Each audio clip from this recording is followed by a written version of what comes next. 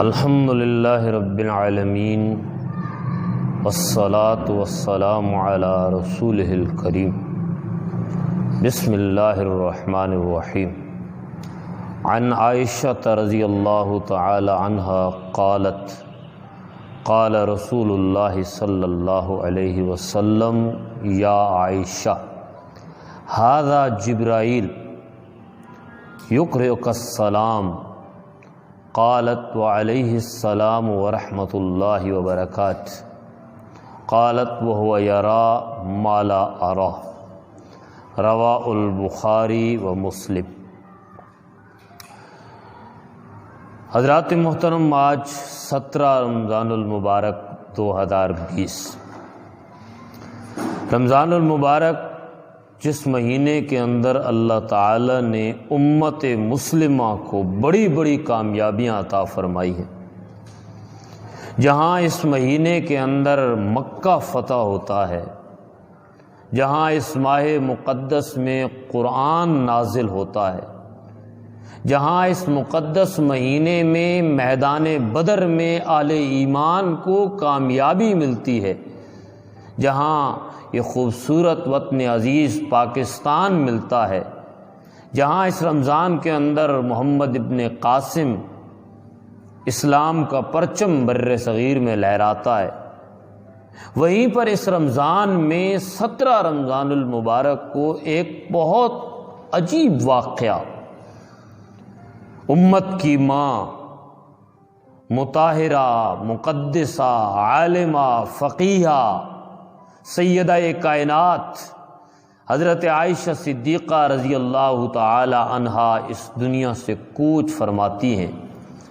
اس لیے 17 رمضان المبارک ایک غم کا دن بھی ہے، پریشانی کا دن بھی ہے، جب آنکھیں نم ہو جاتی ہیں کہ جس دن حضور اکرم صلی اللہ علیہ وسلم کی زوجہ مطہرہ حضرت عائشہ رضی اللہ تعالی عنہا وفات پاتی ہیں۔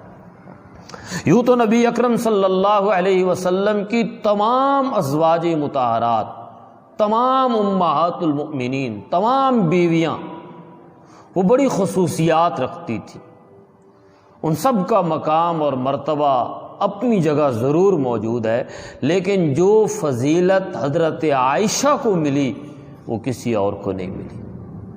حضرت عائشہ صدیقہ رضی اللہ تعالی عنہا نبی اکرم صلی اللہ علیہ وسلم کی ازواج میں سے وہ زوجہ ہے کہ جن کا نکاح نبی صلی اللہ علیہ وسلم سے جب ہوا تو سب سے کم عمر کی تھی۔ باقی ازواج مطہرات ان کی عمر زیادہ تھی، لیکن عائشہ کی عمر نکاح کے وقت بہت کم تھی۔ اس میں اختلاف ہے کہ وہ 6 سال کی عمر میں نکاح ہوا، 9 سال کی عمر میں نکاح ہوا یا 17 سال کی عمر میں نکاح ہوا، لیکن اس پر اتفاق ہے کہ حضرت عائشہ کی عمر اس وقت بہت کم تھی باقی ازواج کی بنسبت۔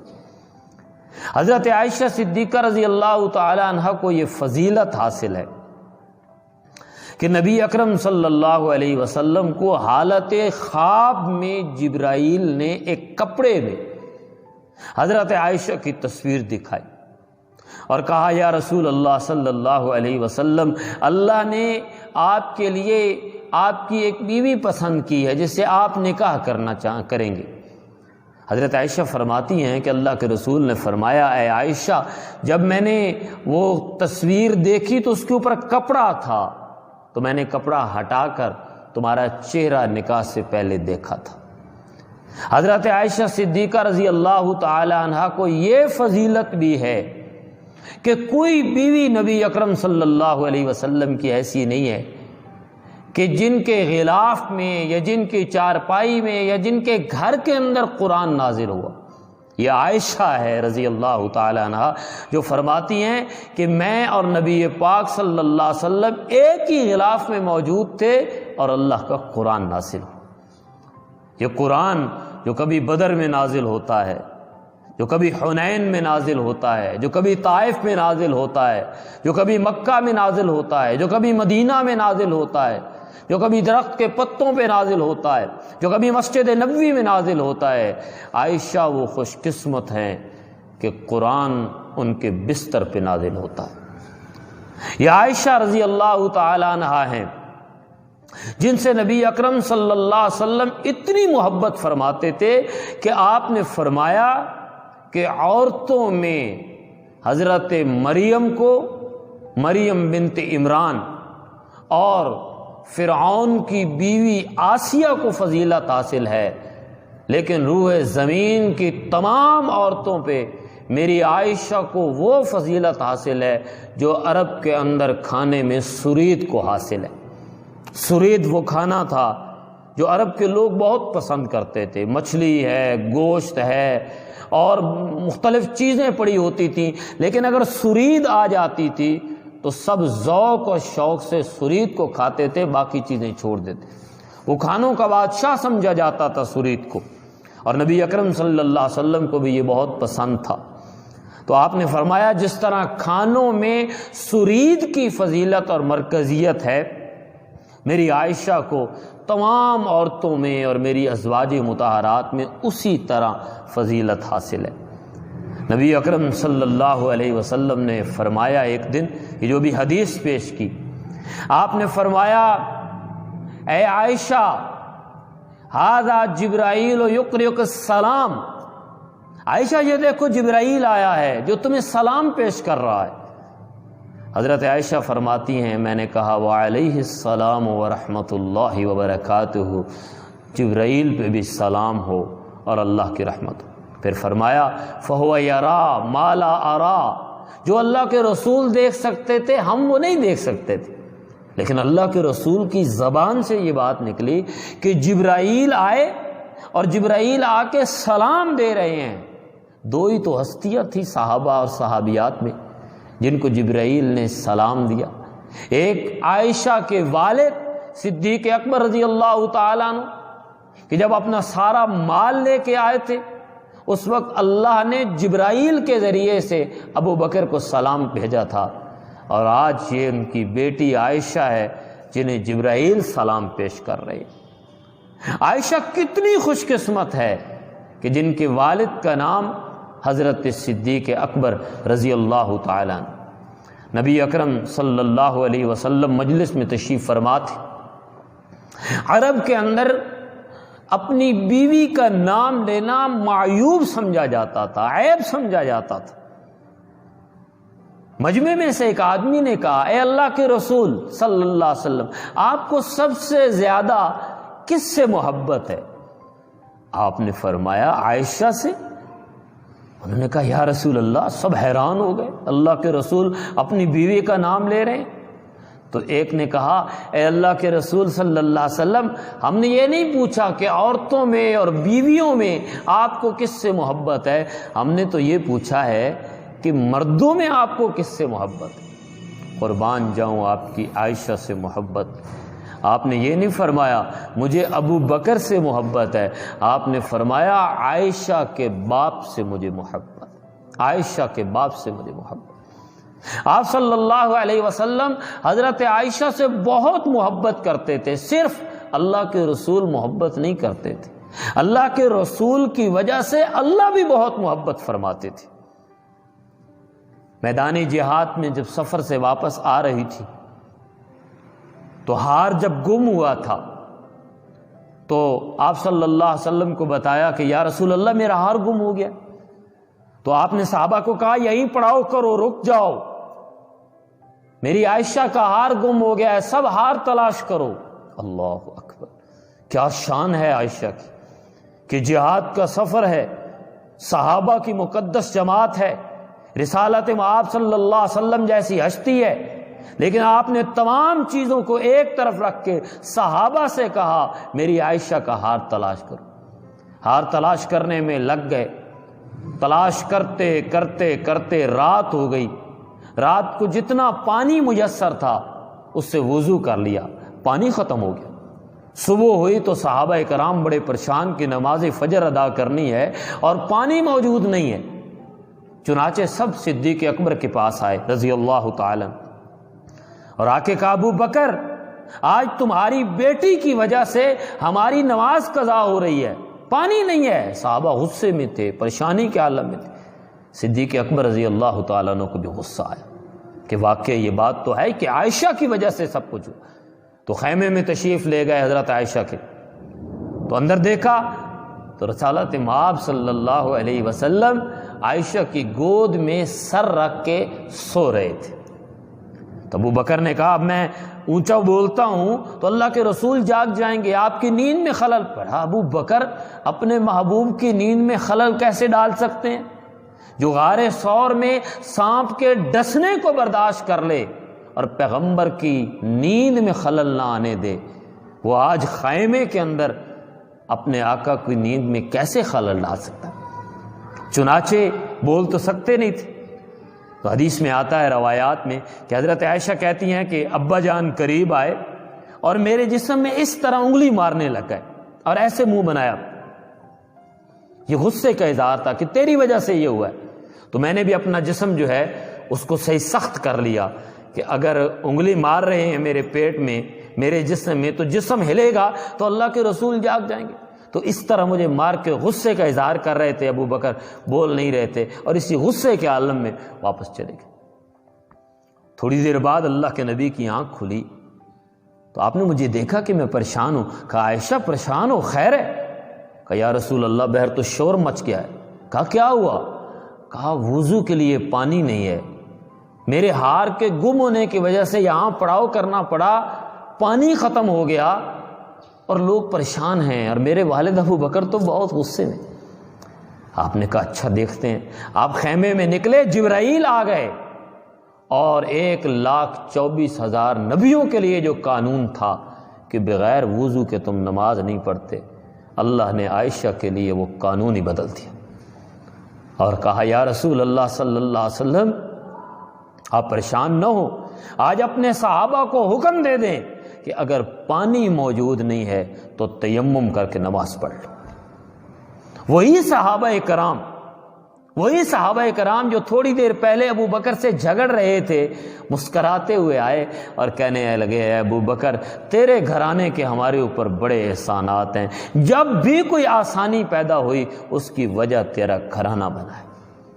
یہ عائشہ صدیقہ رضی اللہ تعالیٰ عنہا تھی کہ یہی ہار گم ہوا اور قافلے میں پیچھے رہ گئی، اور حضرت صفوان رضی اللہ تعالیٰ عنہ جب ساتھ لے کے چلے، واقعہ لمبا ہے لیکن مختصر کہہ رہا ہوں، مدینہ میں پہنچے تو الزام منافقین مدینہ نے لگا دیا۔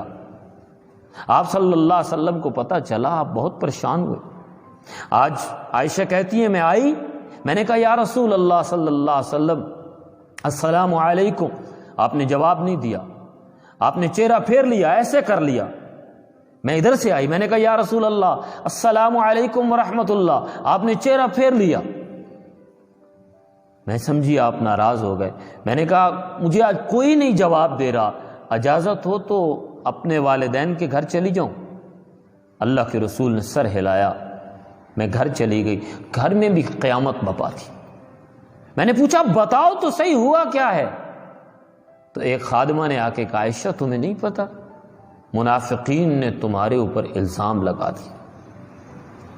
میں روتی ہوئی چیختی ہوئی حجرے میں چلی گئی اور مصلی بچھا کے اپنے رب کے سامنے سجدے میں رہی۔ 1 ماہ سے زائد میرے نبی پریشان رہے۔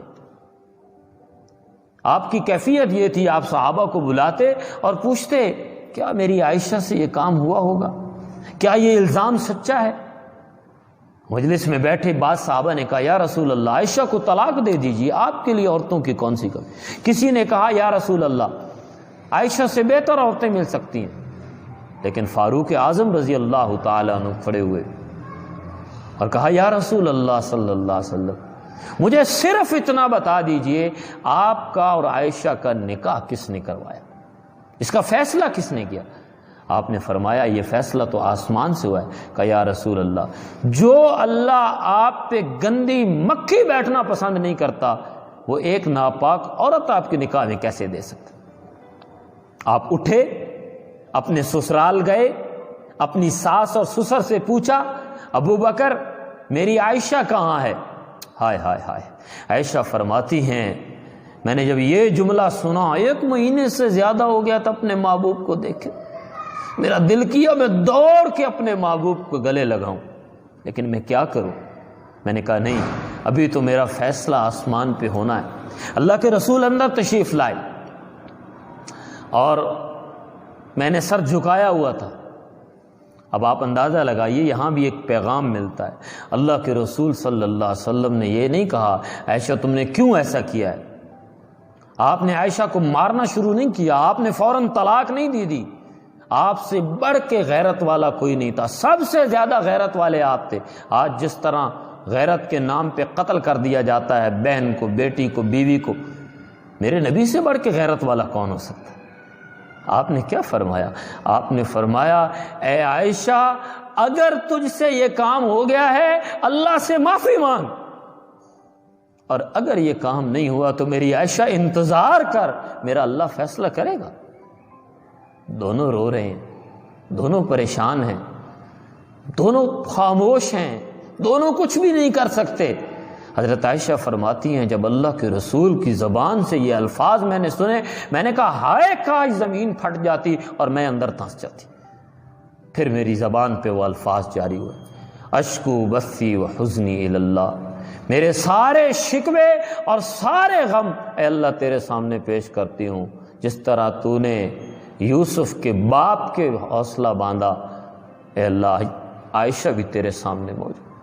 فرماتی ہے میں نے یکدم جب آنکھ اٹھا کے دیکھا تو اللہ کے رسول نے اپنے چہرے سے چادر ہٹائی، ایسے لگ رہا تھا جیسے بادلوں کی گھٹا میں 14ویں کا چاند نکلا۔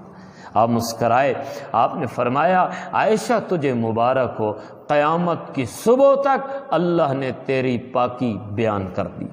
سبحانک ھذا بہتان عظیم، قیامت تک کہ عائشہ جو الزام تجھ پہ لگایا ہے تو اس الزام سے پاک ہے۔ اولئک لہم مغفرۃ ورزق کریم، یہ بھی عائشہ کے لیے آیت اتری، ہم نے تیری بخشش کر دی ہے، عزت والا رزق تجھے دے دیا ہے۔ اب دنیا کے اندر کوئی بیہودہ انسان بکواس تمہارے خلاف کرے گا تو عائشہ یاد رکھنا جو تمہارے خلاف بکواس کرے گا وہ دراصل قرآن کو جھوٹا قرار دے گا، وہ اللہ کی گواہی کو مسترد کرے گا، وہ اللہ کے رسول پہ الزام لگائے گا، اور جو اللہ کے رسول پہ الزام لگائے، جو قرآن کی گواہی، اللہ کی گواہی کو مسترد کرے، عائشہ وہ مسلمان کیسے ہو سکتا؟ آخری بات، 17 رمضان المبارک حضرت عائشہ کی یوم وفات ہے۔ جب اللہ کے نبی کی یوم وفات تھی، عائشہ فرماتی ہیں آپ ساری بیویوں کے گھر میں جا رہے تھے اور بار بار تکلیف بھی تھی، اور ایک جملہ کہتے تھے میری عائشہ کی باری کب آئے گی، میری عائشہ کی باری کب آئے گی۔